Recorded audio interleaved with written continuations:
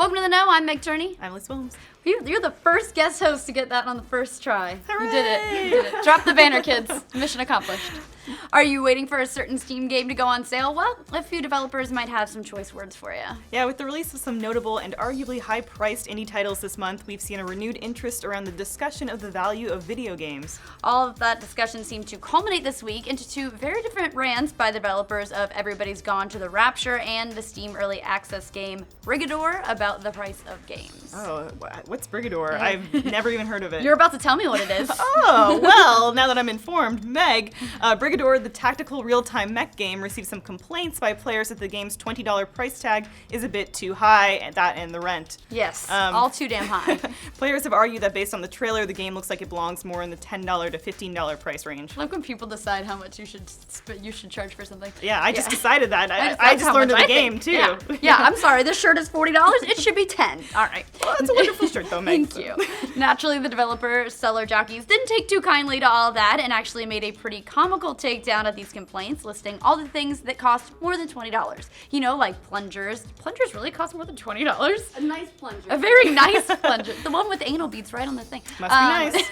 30-pack of Bud Light, a Nickelback poster, a Blu-ray of that terrible Point Break remake. You get the drift. Yeah, I can think of a few other things that cost more than $20, though. Anal beads. Anal beads, Yes. Point Break, anal beads. Yeah, Point Break anal beads. Well, fun photoshopping that. The developer also went on to outline the costs that actually go into making a game like Brigador, especially with such a small team. Things like Illinois state income tax, where the game was produced, Valve's cut from sales, taxes, it all actually adds up. Yeah, the post certainly made an impression on the original poster, who eventually decided that maybe they'd go buy that Nickelback poster after all. Just kidding, they fucking bought the game. That was my post, Meg. Yeah, sorry. I didn't want to You are say. OP. But not content to leave the spatting to other game makers, Everybody's Gone to the Rapture developer, The Chinese Room, added their voices to the mix in a multi-tweet Twitter rant the other night. What would we do without Twitter? Yes. Yeah, and multi-tweets. Yes. In addition to saying that dirt cheap media turns that media into shit, they also said that if you keep waiting for games to be on sale, nobody's going to be making them anymore. Firewatch had a similarly notable run-in last week when a fan took to the Steam forums to help solve an ethical quandary. Having finished the game in less time than it took Steam's refund policy to expire, and loving it, by the way, was it okay for them to return the game for money? Campo Santo artist Jane Ying provided one of the most classiest responses imaginable, defending the game's price and explaining the kinds of risks the whole team took to get it produced. She ultimately ended by urging OP to consider gifting the game to somebody else when it was on sale if they decided to get their money back. Unpopular question time. Given what most of these developers are saying about the value and quality of games being driven down by cheaper games, could there be an argument that games should actually cost more, not less? Yeah, and before you get all riled up, let's back up and look at the issue from a few different sides But I want to here. get riled. No, Ashley, contain yourself. While some are using this discussion to ridiculously declare that gamers are just a bunch of crybabies, which we are, there's actually something more complicated at play here. Yeah, at some point there was a shift to valuing the amount of gameplay in a game rather than the experience as a whole.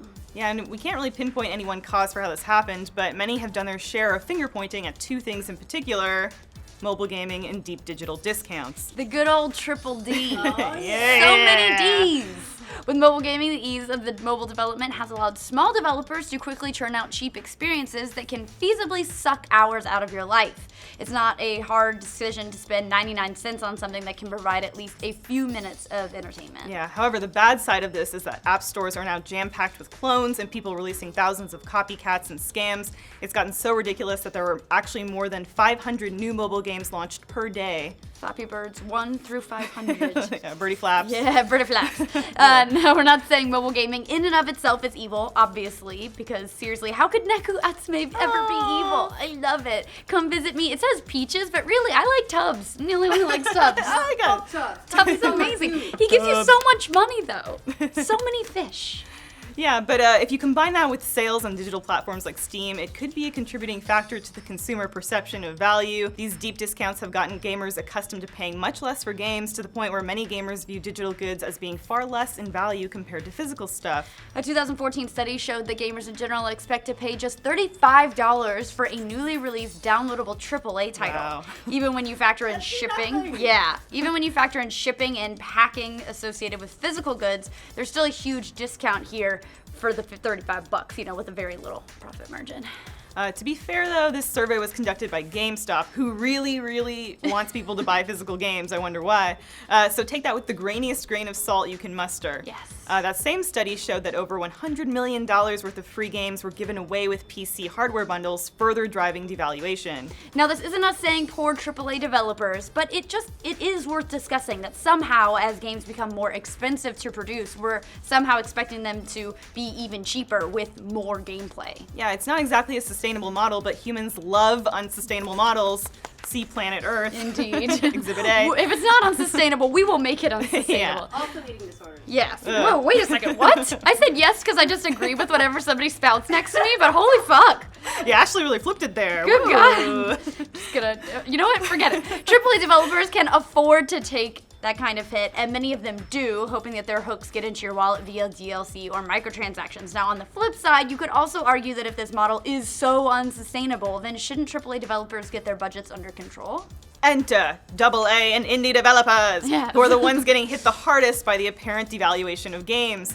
While a AAA dev can afford the hit and make up the difference in sheer scale, the smaller guys can't, and they're doing the exact thing that many want the AAA guys to do, make simpler, more efficiently budgeted games for less. Posts like the ones we've seen by Stellar Jockeys in the Chinese Room aren't just highlighting an exception to the rule. Video game development costs a lot of time, money, and effort. Yeah, and that brings up another issue. Nobody is owed money simply because they worked hard to make a game. A lot of really bad games were made with lots of hard work.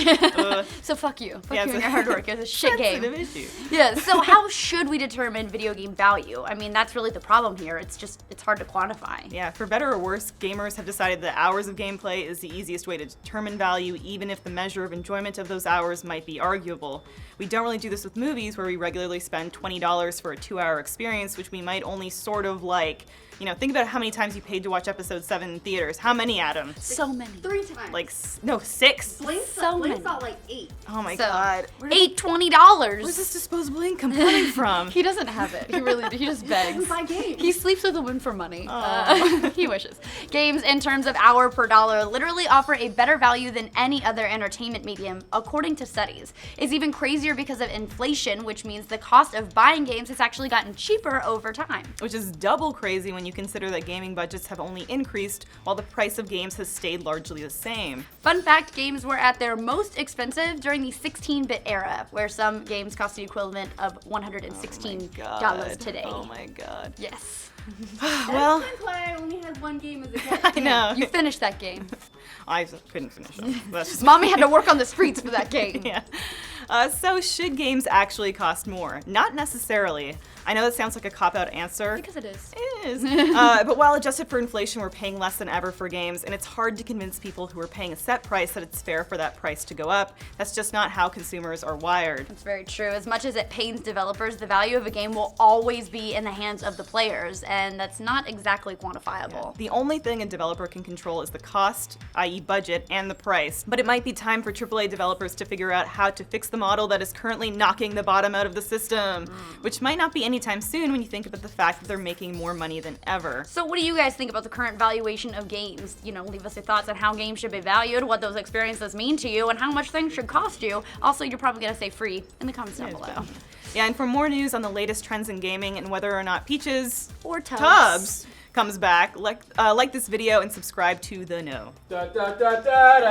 Genuinely It's shut not the your fuck show, up. John. I'm sorry, Your show is your show. This This is a nice set. This is a nice set. Sorry, this is actually successful. All right, let's